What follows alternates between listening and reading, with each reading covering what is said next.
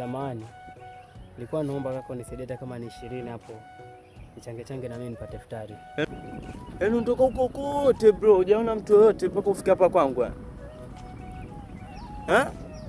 Bro, nimewaona ndio maana nachanga. Mwenye ako nacho yanipatia, mwenye ana inshallah Mungu atamwongezea atapata. Mimi mwenyewe hapa ni nichanganyikiwa, sijui wasema nini yani. Bro, huruma sio malezi. Toka bro.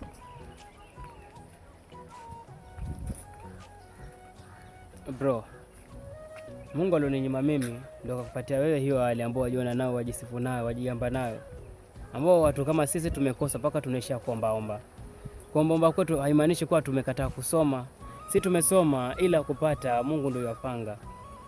Allah akikupatia hali kama hiyo wenye unajiweza, basi usimlaumu yule ambaye hana, maana si kupenda kwake, ila ni matakwa yake mwenyewe Mungu.